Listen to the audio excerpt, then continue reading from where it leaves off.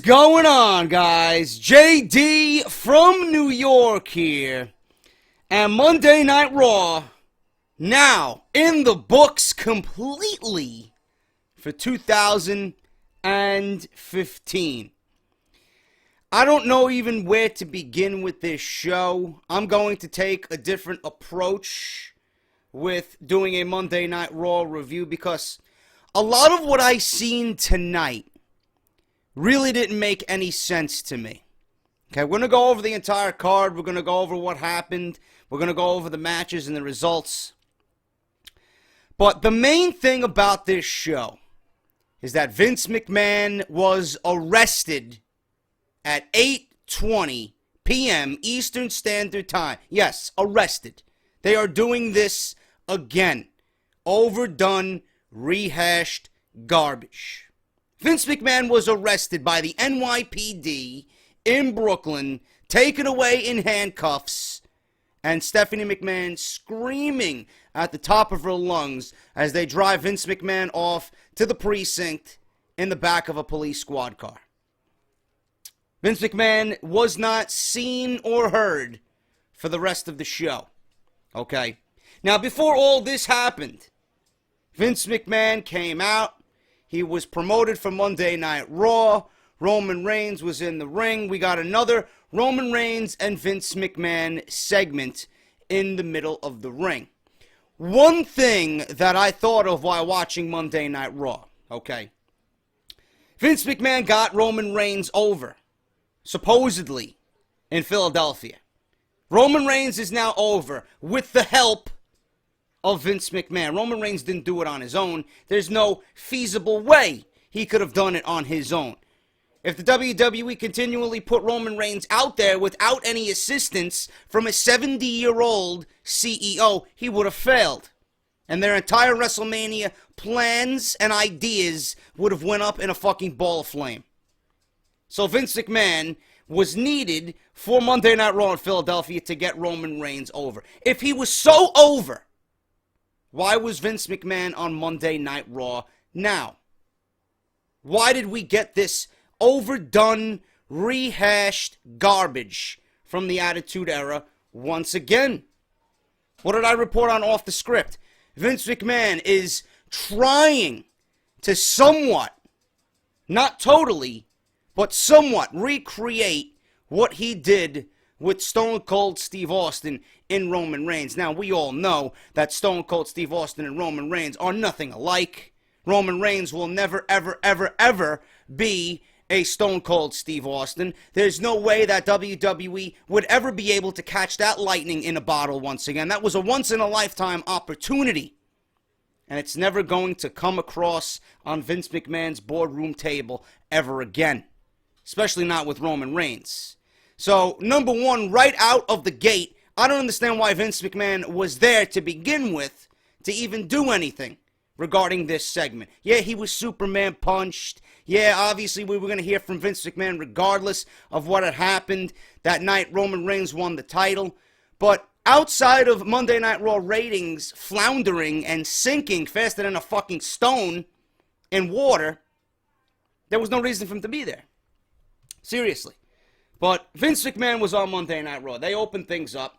He's here, like I said, to settle a score. Okay? Roman Reigns is there. He's the champ.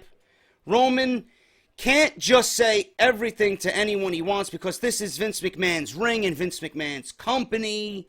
Vince McMahon went on to say how much of a billionaire he is and, you know, this and that. Roman Reigns is calling him just a crazy rich guy. Vince went on to say, I'm a billionaire. There's a big fucking difference between the two. Roman Reigns says Vince doesn't own this title because it belongs to him and all of his supporters. Vince doesn't think Reigns is going to be champion that long. And then there's a huge Daniel Bryan chant. And I started laughing my ass off watching this from my couch at home. Vince McMahon listens to the Daniel Bryan chants for a couple of seconds, and he turns around and does one of his signature shut-ups to the crowd. Obviously, they continue to chant, they continue to boo, and then they broke out a CM Punk chant. Hilarious. Absolutely hilarious. So Reigns then asks if he's going to be in a handicap match or a gauntlet match, and Roman Reigns playing it up that WWE creative is fucking lazy and they're going to throw some stupid gimmick, overdone rehash bullshit at him like they usually do. And then Vince McMahon's talking about Roman Reigns' family and this and that, and all Vince McMahon needed to do was mention Roman Reigns' father. Roman Reigns puts his hands on Vince McMahon once again. He shoves him down to the ground, microphone in hand. Vince McMahon is playing it up that he hurt his neck. Stephanie McMahon comes out here to the aid of her father with her theme music blasting, with a microphone in her hand. If she was so concerned about her father, she would have immediately run out to the ring without any high heels on and just fucking made a beeline right to that ring. No, we gotta cue Stephanie McMahon's music. No, we gotta give Stephanie McMahon a microphone to fucking screech and howl into.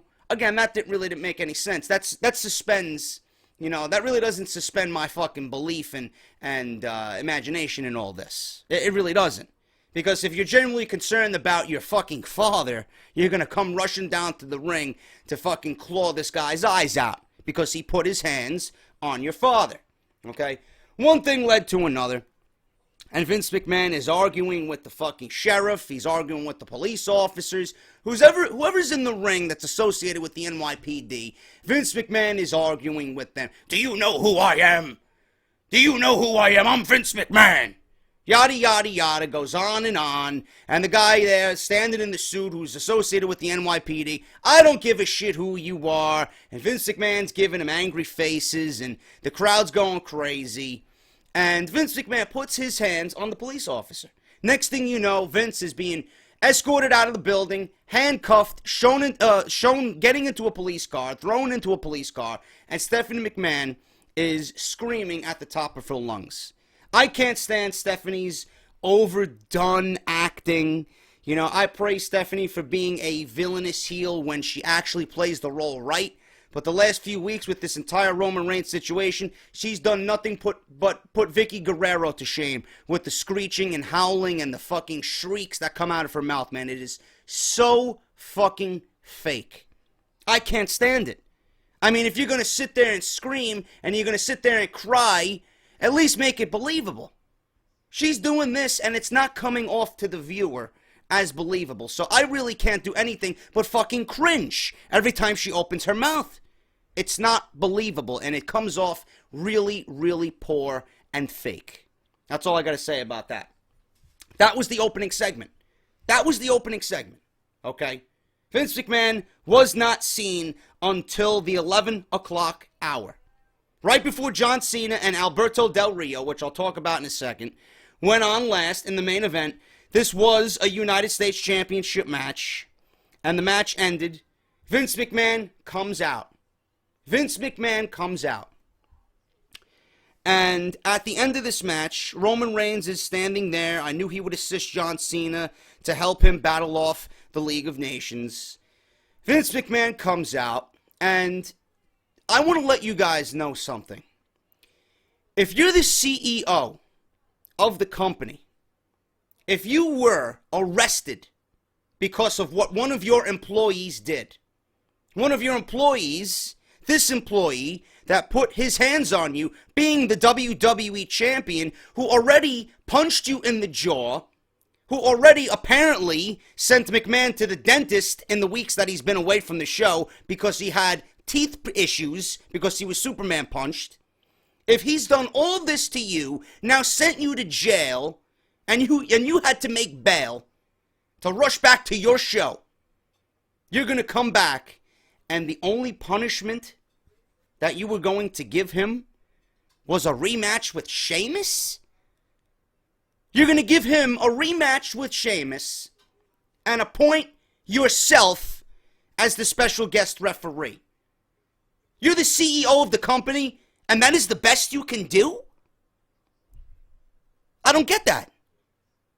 To me, that's a light punishment. To me, that's slapping Roman Reigns on the wrist. Pretty much telling him, you can do whatever the fuck you want. Superman punch me. I'm going to give Sheamus a title shot, but this time, it's going to be on the first Raw of the year, and I'm going to be the referee. That's all? That's all the punishment you can think of while you're fucking being booked at the precinct, being handcuffed and driven away in a police car like a dog. That's the only thing you can think of. Now, I'm thinking logically here. In a real life setting, if you're the boss, this is the only punishment that you're going to give this guy? I'm streaming Black Ops 3 earlier this afternoon. And while I'm streaming, we're all listening to Jason Solomon, a.k.a. the Solomonster. He's a big influence of mine in how I am with Off The Script and what I do on my podcast, okay? I enjoy his views. I think he would be absolutely perfect for WWE Creative. He brought up this idea. He actually predicted this would happen as well, that Sheamus and Roman Reigns would be for the WWE Championship on Monday Night Raw. I mean, who in their right mind didn't think this was going to happen? But I'm thinking logically here. And the reason why I'm bringing all this up is because of what he mentioned on his podcast today. And I'm glad I listened to it just in time for this review because I want to let you guys know. And the more I hear it, the more it makes sense. Especially after the way Monday Night Raw ended. Roman Reigns should have been stripped of the WWE Championship. He should have been stripped of the title. If he did all that to Vince McMahon, he should have been stripped of the title. McMahon could have seized the title and put it on the line in the Royal Rumble. For the first time since 1992, we would have had the world title on the line in the Royal Rumble. WWE needs to make up for the last two absolute abominations that were the Royal Rumble in 2014 and 2015. They need to do something special to make this match meaningful again. What better way to do that than put the belt on the line in the Royal Rumble? You have every big name you can just gather together and put them in that match. Cena, Lesnar, The Undertaker, Brock Lesnar. You name it. You go out there and get them. Triple H, etc., etc. And I mean big names. Big fucking names. Daniel Bryan. Everybody on board for this. The only opportunity you have right now, collectively as a roster, to get what you've been wanting your entire career, and that is the WWE Championship. Now, some of you might disagree with that because if you take the belt off Roman Reigns, you're going backwards. If you give him the title and then you immediately take it off of him after such a monumental victory, Raw was great in Philadelphia, it would be taking a few steps backwards, okay? I don't necessarily agree with that, but if you want to give us the struggle of Roman Reigns really battling the authority, and now, more importantly, battling Triple H and Vince McMahon, strip him of the title, and instead of having fucking Big Slow come out there tonight and announce him as the number one fucking guy in the Royal Rumble, like, anybody fucking cares about that. We'll talk about that in a second, too. Big Show comes out tonight and says, I'm going to be number one. Number one of what? The number one reason why we all fall asleep every single fucking Monday? No, he's going to be in the Royal Rumble. Who cares? Look at it this way. Big Show's not going to be number 30. And he's not going to be in the Final Four. So, regardless of that, Roman Reigns could have been, given the number one spot, stripped of the title. You want to win the fucking title? You're going to have to do it in the Royal Rumble now. Now the title's vacant. You're going to be number one, and you're going to have to battle all the way to the end if you really want to get the title back. That's what should have happened after everything that had happened with Vince McMahon. That would have been the ultimate fucking punishment for what Roman Reigns did tonight. But no. Bad Roman. Bad Roman. Don't worry, you can do what you want next week. I'm going to appoint myself the referee and try to screw you myself. Really? You have the power to do whatever you want. Take the belt off of him. He put you in jail. I don't understand the logic here. And in the meantime, Roman wouldn't even win the Rumble. Triple H would be there, and the only reason he would be there is to fuck him over. And boom, you got your fucking grudge match. And then Roman can battle back. And whoever the fucking champion is at that time, I don't know. It would be better than what we're getting right now. Do you see where I'm going with this? That would have been a better situation and a better scenario to end Monday Night Raw, especially the last Raw of the year. Now we're going into 2016 for the first Raw of the year with a rematch with Sheamus and Roman Reigns and Vince McMahon as the special guest referee. They took the safe route. Why did they take the safe route? Because WWE isn't about taking risks. They want to play everything safe. Why? Why? At this point, you could take all the risks you want. The risks would actually be positive. Because what you're doing now is everything is negative. Everything is negative about this show. Taking a few risks here and there would actually show me that you're trying. What we've seen tonight is WWE not trying. And that angers me. Logic. I'm here to bring you guys logic. And I'm here to bring you guys something that I seen tonight that you might not have thought of. I'm not bitching. I'm not moaning. I'm saying WWE could have done a lot better. The entire show went on with Vince McMahon being arrested and Roman Reigns being the number one culprit. What happens? Slap on the wrist, and he gives Sheamus a rematch for the title on Raw next week with Vince McMahon as the referee, instead of giving him a swifter, more deserving punishment. The punishment doesn't fit the crime. This was cheesy and lame and lazy. WWE could have done a lot better. Neville versus Kevin Owens. Lasted 25 seconds. At this point, I wanted to fucking scream. But I said, you know what, JD? Restrain yourself. Restrain yourself. Everything's going to be all right. The reason why these two were fighting was because Neville won Breakout Star of the Year. That's not the reason why Kevin Owens exploded. Owens destroyed Neville post-match, and then we went to a fucking commercial break. The commercial break, I should say, was poor placement. There's no reason why WWE should take a commercial break at that point, in the midst of this storyline. It's not right. And it just takes away from everything. The momentum was gone. So we come back from the commercial break. Neville's being helped out by the referees and the doctors. And Kevin Owens again runs down the ramp and clotheslines his head off with a huge lariat.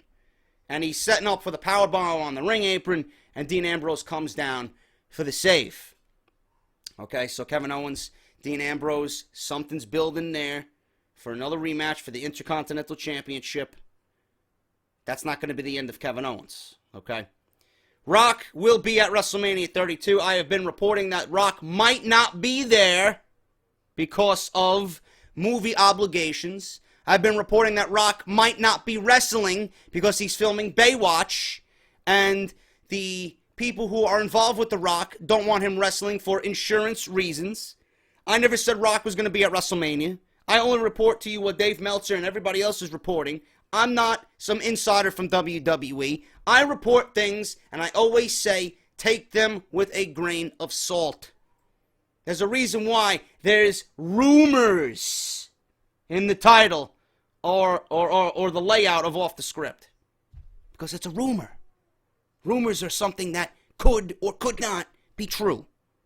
Don't blame me for The Rock now being at WrestleMania. Oh, JD lied. JD lied. Use your fucking head.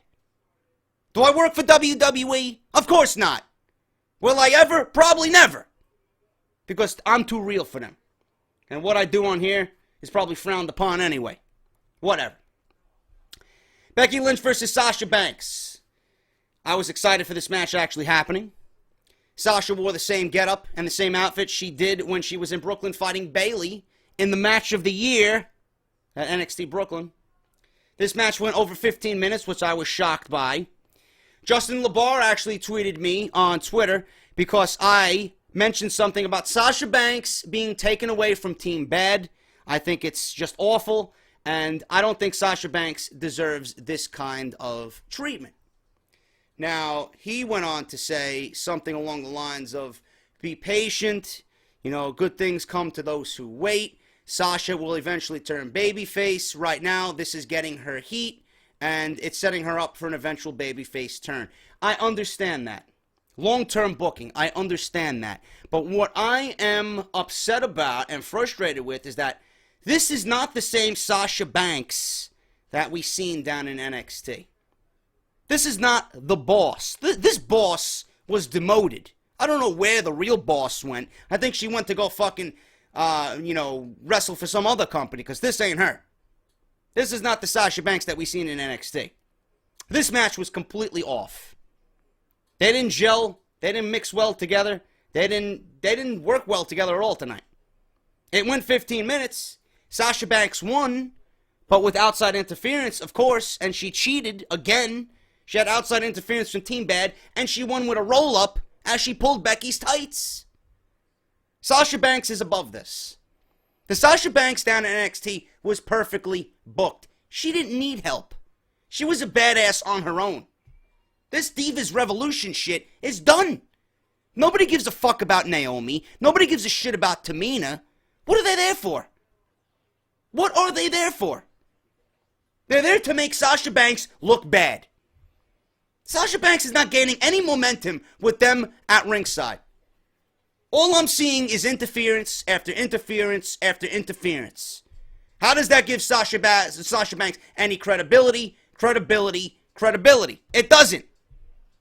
Sasha Banks down in NXT had tons of credibility.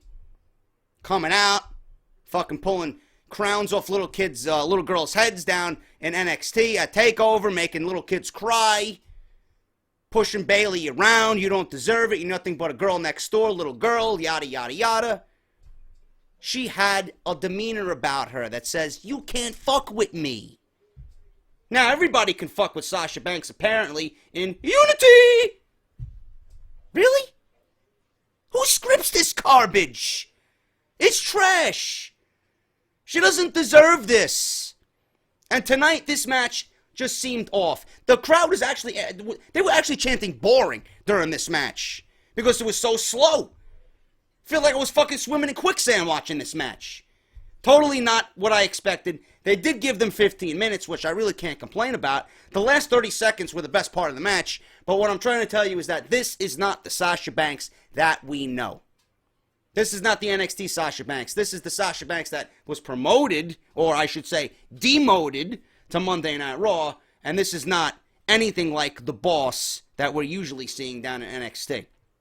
Sasha Banks win again with an interference from Team Bad and a cheap roll-up with a handful of trunks to Becky at 15:39. Kofi Kingston versus Kalisto. Kalisto won. He beat Kofi Kingston in 2 minutes and 48 seconds. Post-match, Xavier Woods starts talking trash to Sin Cara because Sin Cara interfered and helped Kalisto win the match. And Xavier Woods is taunting Sin Cara as if he's going to fight him, but then he anoints Big E the chance to fight Sin Cara. So Sin Cara then fights Big E, and Big E wins with the big ending at 5 minutes and 20 seconds. Midway in the match, it looked like Sin Cara legit hurt himself, and he just hit the concrete really fucking hard, and he hit the floor. Big E pulls him up from the apron for a huge crash, meaning he was going for some kind of move off the apron, and the referee comes over and brings in the doctor. I believe that was Dr. Chris Amon to check on Sin Cara, and the match continued. It looked like he was holding his arm. His arm looked really limp during that match. But regardless of that, he did finish the match, which was Beast of Sin Cara. But Big E does win the match at 5 minutes and 20 seconds with the big ending. Ryback versus Big Show. What do I say? What do I say? What do I say? Really. Go buy my shirt. Get off my TV. Seriously. ProWrestlingTees.com/WWE Off The Script. Go buy my new shirt. That shirt says it all. Before that, we had the entire mid-card roster, or the Jobber Squad, come out for Miz TV. The best part of this, we had Zack Ryder, we had Goldust, we had R-Truth, we had Big Show, we had Ryback, we had Heath Slater out there. The best part of this was when Big Show came out, and he's destroying everybody. And he gets to R-Truth, and R-Truth says, you know what, listen, hold up a second. Before you fucking punch me in the face, let me do you one first. He punches himself in the face, knocks himself out. I legit laughed at that. But regardless, Big Show picks up R-Truth and chokeslams him, and then he's out of the ring. But then, after all this is said and done, Big Show announces himself #1 in the Royal Rumble. Yeah, what Royal Rumble build we got with Big Show announcing himself #1? #1 at what? #1 guy on the roster that puts everybody to sleep as soon as his music hits. #1 guy on the roster who puts on the worst matches on Monday Night Raw. #1 guy on the roster that every time he comes out, I want to fucking take several shots of NyQuil and overdose and never wake up again. That's the Big Show. That's Big Show #1 right there. Anyway, moving on. Dean Ambrose, Usos, and the League of Nations. Nobody cares. I really don't. I just don't care. Another 6-man tag, that means nothing to me. 16 minutes. I can't get back. 16 minutes of my life wasted. If someone can please tell me the directive of the League of Nations. If someone could please tell me what their ultimate goal is with the League of Nations, please leave me a comment down below, because I certainly don't know. I don't know. I can't tell you. The most important part of this was that post-match, Owens comes through the crowd and sends Ambrose into the steel steps. A power bomb, then to Dean Ambrose through the announce table, and making Dean Ambrose just twitch and convulse right on the debris of the announce table. Fucking awesome. If there was one highlight to this show, it was Kevin Owens. That's the Kevin Owens we want to see. That's the Kevin Owens we need to see. And finally, Dean Ambrose is in a storyline that is meaningful. Finally, we have some type of personal vendetta here between two individuals over a title that should mean a lot more than it usually does. The Intercontinental Championship. I can't wait for this rematch, and I think Kevin Owens needs that title back. That's just me. John Cena versus Alberto Del Rio in the best segment of the night. I don't give a shit if you hate him. I don't give a fuck if you love him. Okay? I don't give a shit if you don't watch the product at all. You know who John Cena is. John Cena is needed on Monday Night Raw. John Cena has been missed. Seriously. John Cena gets a reaction that nobody else on the roster can get. As soon as he came out, the energy in that building rose 50% from what it was during the entire duration of that show. John Cena does something to the crowds on Monday Night Raw that nobody else can do. He generates excitement. He generates real, genuine emotion from everybody in that building. And that's exactly what he did. He was on fire tonight. I'm not a John Cena fan, but I know that when he comes out, and I know when I see something that I should appreciate and respect, John Cena is that. He does a lot for the company. He does a lot in his role, and that is to be respected. Now, I don't care what you say about me. I don't give a shit if you tell me, JD, you're nothing but a John Cena bandwagoner. Go fuck yourself, blah, blah, blah. You guys are not looking at it the way I'm looking at it. Everybody else on Monday Night Raw gets no reaction. This guy comes out, and there's genuine heat towards him. That's what we want to see. That genuine emotion from the crowd equates to a good, real crowd that we want to see each and every Monday. That's what John Cena does. This match was not scheduled to be a United States Championship match. Cena, in the end, egged Del Rio on to put the title on the line. He's ripping the League of Nations apart for not respecting the United States. He brings up the fact that Del Rio has not defended the United States Championship since he won it from John Cena. This brings out Del Rio to say he defends his title wherever he wants. So Cena says, do it here tonight in Brooklyn. They argue back and forth for a few minutes, and then Del Rio finally gets so upset with John Cena egging him on and disrespecting him that there's going to be a fight, and tonight we're going to get a United States Championship match. Good job. Great segment. I loved it. United States Championship match ended in typical fashion. This is where John Cena was overcome with the odds of the League of Nations. That brought in the Usos. That brought in Roman Reigns to help John Cena thwart off the League of Nations. With Roman Reigns and Sheamus staring down in the middle of the ring, that's when Vince McMahon's music hits, and we get the announcement of a WWE Championship match for next Monday night between Roman Reigns and Sheamus, with Vince McMahon as the special guest referee. And Vince McMahon's wishing everybody a happy new year, and the show cuts to black. Monday Night Raw could have been a lot better. There were some, less than a handful of highlights on this show. For the majority of this show, this was poor. A poor way to end Monday Night Raw for 2015. Monday Night Raw and WWE, they should look back on this year and say, you know what, I can't wait for this year to be over. There was a lot of damage done in 2015. There were some highlights in 2015. It was not a complete wash. But for the majority of this year, it has been an absolute fucking embarrassment for the WWE. Upon that, half of the roster is out injured. Half of the roster wasn't even there tonight due to a house show in Allentown, Pennsylvania. Why? They did a decent job at getting this show to 3 hours and doing it to maximum capacity with what they got. But there's no reason why the house show in Allentown, Pennsylvania had to go on the same night as Monday Night Raw. There's no reason for that. There's no reason for that. The show in Allentown, Pennsylvania was probably a lot more exciting than what we've seen on Monday Night Raw tonight. At this point, I'm more excited to be tweeting you guys than watching Monday Night Raw. This is how bad the show has become. Things need to be done, and I'm on here every single week, and there's some positives, and most of it is negative. I don't know when things are going to change. But the logic that WWE has in these storylines, especially with what I talked about in the beginning of this video, with Vince McMahon being the CEO and pretty much slapping Roman Reigns on the wrist, you got to do better than that, man. WWE had a prime, ideal opportunity to give us something with some substance. And yet again, they let us down. They let us down. So going into the Royal Rumble, we got some Royal Rumble build.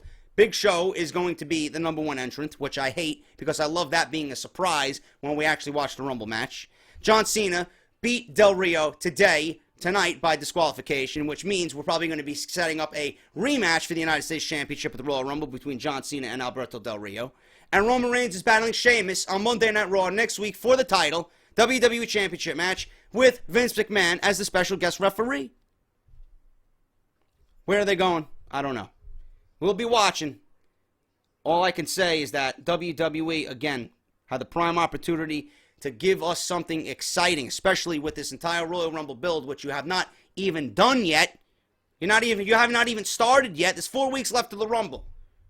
4 weeks to the Rumble. You have not started any build towards that Royal Rumble yet. Tonight would have been the best opportunity to do that by stripping Roman Reigns and putting the title on the line. Closing Monday Night Raw with a huge fucking announcement. You are no longer the champion. The title will now be defended at the Royal Rumble. 30 men vying for one title. Can you imagine that? Can you imagine the excitement that would have generated? But what the fuck do I know? What do I know? I'm JD from New York. This is your Monday Night Raw review. And I'll be back on Friday with episode number 98 of Off The Script. If you enjoyed that, hit the thumbs up. I'll be back on Friday. Until then, take care. I'll talk to you guys soon.